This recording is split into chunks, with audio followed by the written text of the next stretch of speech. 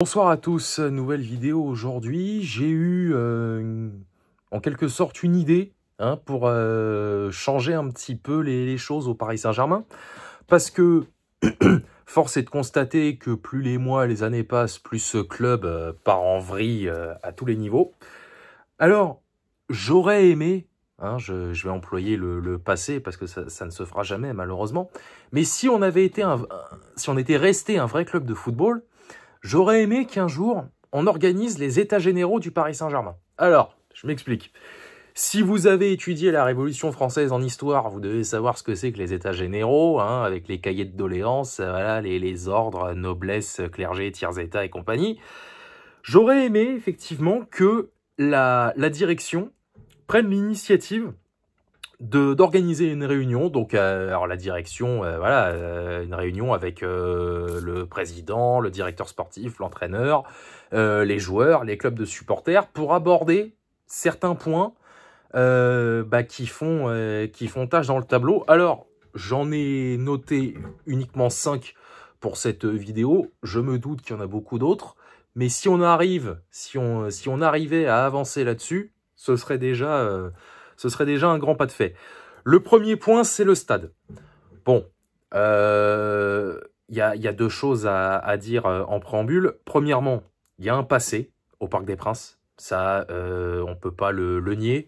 Si aujourd'hui on en est là, c'est qu'il y a eu des débordements à l'époque, et pas simplement au Parc des Princes, mais aussi à l'extérieur. Il y a eu beaucoup de bordel à une certaine époque. Pour ça qu'aujourd'hui, on a le plan Le Prou, etc. Bon, et même si, de gré ou de force, on va finir par le quitter, le Parc des Princes, et vous ne pouvez pas savoir à quel point ça me rend malade, j'aurais aimé vraiment que ça redevienne un vrai stade. Je vous jure, au moins, tu vois, bon, les familles, par exemple.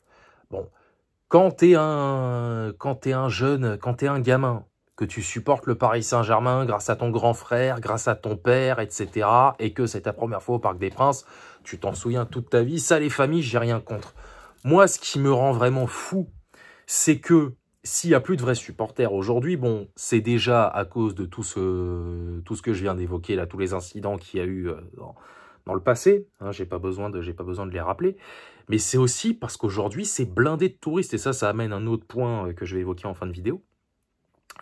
Aujourd'hui, c'est blindé de touristes, de stars américaines à la con, là, qui savent même pas ce qu'il y a à foutre là, qui viennent là-bas simplement pour flex sur les réseaux sociaux. Ça me rend fou à un point, et ça amène un autre sujet en rapport avec le stade, c'est le prix des places. Parce que si aujourd'hui, on a des places alors j'exagère, à 200 € pour des matchs face à Reims le samedi à 21 h, des places qui sont aussi chères que un match de Ligue des Champions face à, je sais pas, face au Real Madrid ou face au Bayern Munich, bah c'est justement à cause de ça. C'est parce qu'aujourd'hui le stade est blindé de touristes, voilà, que ça dérange absolument pas, voilà, de débourser la moitié d'une paye pour venir, faire les kékés sur Instagram, sur TikTok, sur je ne sais quoi.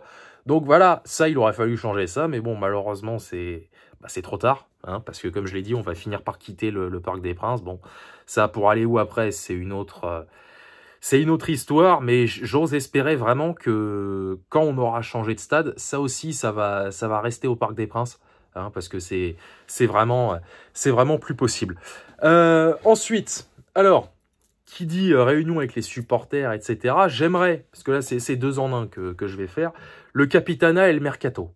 J'aimerais vraiment que nous, supporters, même si on n'est pas ultra, même si on n'est pas ci, même si on n'est pas là, à partir du moment où on se revendique supporters du Paris Saint-Germain, j'aimerais que les supporters, nous les supporters du Paris Saint-Germain, nous ayons un droit de regard sur ce qui se passe dans le club, c'est-à-dire sur le Capitana, sur le mercato, entre autres, hein, voilà, c'est les 2 points que je voulais aborder, parce que c'est facile hein, de faire des réunions dans le vestiaire à huis clos pour désigner le capitaine, qui n'en est pas un d'ailleurs, parce que Marquinhos, il est bien gentil, mais ça commence à bien faire.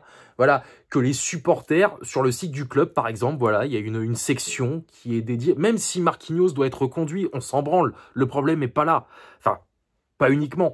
Mais voilà, parce que les joueurs, forcément, qu'est-ce qui se passe? Comme il y a des clans, enfin il y en avait à l'époque au Paris Saint-Germain, qu'est-ce qui se passait? Bah, les Sud-Américains votaient pour Marquinhos, Thiago Silva, etc., etc. Voilà, et comme ils étaient majoritaires, ah bah, fatalement, l'un ou l'autre était reconduit. Donc voilà. Il faudrait que les supporters voilà, aient un droit de regard et un droit de vote, enfin un droit de vote pour le capitanat et un droit de regard sur le mercato, le droit de donner leur opinion. Parce que c'est plus possible de jeter par les fenêtres 300 millions d'euros tous les ans, c'est une image, hein, pour des joueurs qui s'en battent les couilles, qui viennent uniquement ici pour leur paye, qu'on achète à des prix exorbitants et qui nous le rendent pas. Parce que on aurait acheté Kolo Muani, par exemple. Bon, 95 millions, dernier jour du mercato, un peu mal au cul, tu vois. Mais s'il nous l'avait rendu sur le terrain, mais on s'en fout. Au contraire, bon, c'est toujours un peu excessif. Mais voilà, si le rendement avait été là, ben c'est pas grave. Mais le problème, c'est que lui, parmi tant d'autres, il n'y a pas de rendement. Regardez Neymar. Neymar, on l'a acheté 222 millions d'euros. Il a fait quoi au Paris Saint-Germain en 6 ans? Dites-moi vraiment ce que Neymar a fait en 6 ans au Paris Saint-Germain.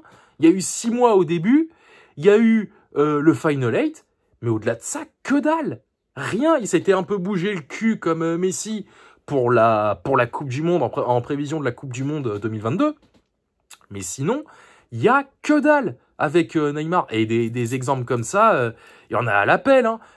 Messi, bon, lui, on l'a eu gratuitement, mais voilà. Kolo Muani, c'est le néant. Des mecs qu'on a eu même gratuitement ou qu'on n'a pas payé très cher, les Ressé, Ben Arfa, Krikoviak, Draxler. Bon, Draxler, lui, c'est un peu différent. Icardi, voilà, des mecs comme ça. Mais si les supporters avaient pu donner leur avis, on n'en serait peut-être pas là.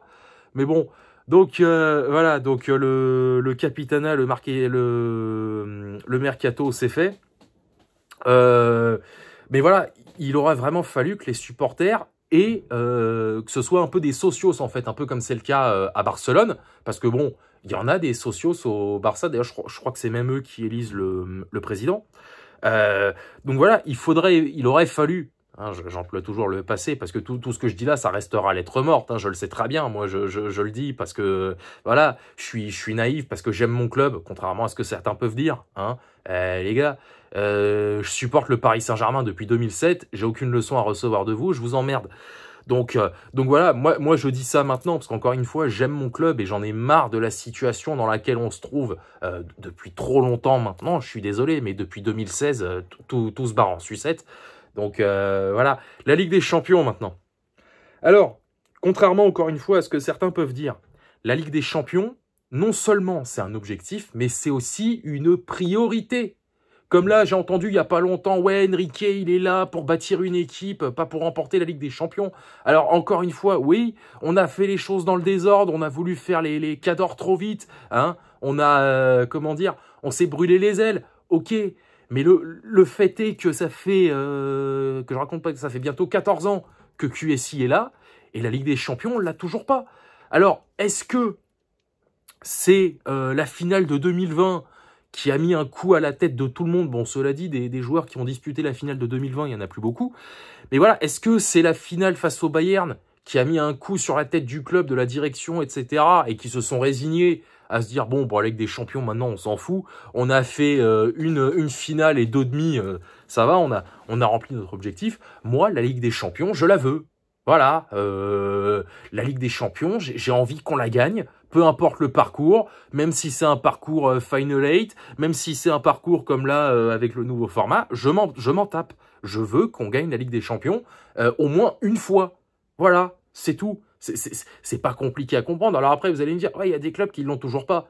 Bah ouais, mais allez les voir, les clubs en question. Les Atlético, Arsenal, comment ils s'appellent, merde, Tottenham. Allez les voir, des clubs comme ça. L'Atlético, surtout. L'Atlético, ils ont perdu 3 finales. Ouais, 3 finales, 74, 2014 et 2016. Allez demander aux supporters s'ils la veulent pas, la Ligue des Champions. Vous verrez ce qu'ils vont vous répondre. Parce que tous les clubs, tous les grands clubs d'Europe l'ont, la Ligue des Champions. Alors, il y en a certains qui vont me dire « Vous n'êtes pas un grand d'Europe, Qatar Saint-Germain, je vous encule. » C'est bon, allez vous faire enculer, d'accord? Mais ils l'ont tous. L'AC Milan, Manchester United, le Bayern, le Barça, la Juventus, le Real Madrid, et j'en passe et des meilleurs, ils l'ont tous. Pourquoi pas nous? Donc voilà, la Ligue des Champions, c'est un objectif, mais une priorité. Voilà, ceux qui pensent le contraire, bah, ma foi, vous avez le droit de penser ce que vous voulez, mais vous pensez de la merde. Je suis désolé. Et enfin, le dernier point, l'un des pires sans doute, le marketing. Parce que, et c'est lié avec la Ligue des Champions, si on en est là aujourd'hui, hein, qu'on n'a toujours pas gagné la Ligue des Champions, malgré la masse de pognon investi depuis presque 15 ans, parce que ça, tous les supporters d'autres clubs qui disent ça, dans un sens, ils ont pas tort.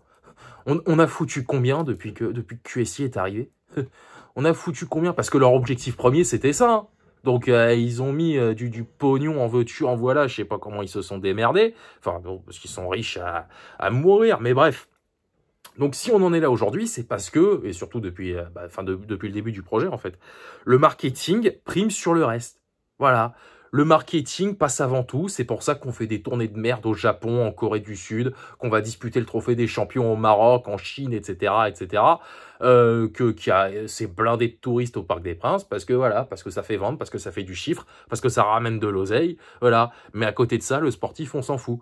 Donc c'est pour ça qu'effectivement, il aurait fallu des états généraux du Paris Saint-Germain pour discuter de tout ça, parce que je suis persuadé qu'il y a plein de supporters qui sont comme moi, hein, qui en ont ras le cul, hein.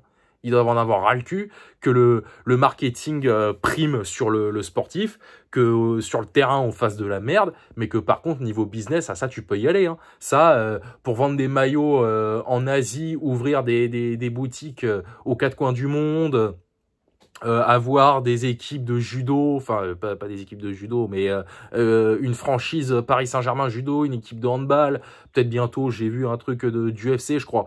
Voilà, demain on me dit ouais, il y a un club PSG échec, tennis de table ou n'importe, bah, ça me choque même pas. Qu'est-ce que vous voulez que je vous dise? Voilà, c'est comme ça, faut l'accepter, enfin. Il y en a certains qui l'acceptent plus que d'autres, mais bref. Donc voilà, bah, écoutez, hein, moi j'ai fait ça. Peut-être qu'un jour, je sais pas, sur un malentendu, ça va se faire. J'en doute fort, mais sait-on jamais. Voilà, hein, faut jamais dire Fontaine, je ne boirai pas de ton eau.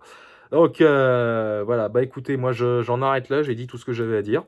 Et voilà, je vous souhaite une bonne fin de journée. Sortez couverts, allez Paris évidemment, hein, et banzai.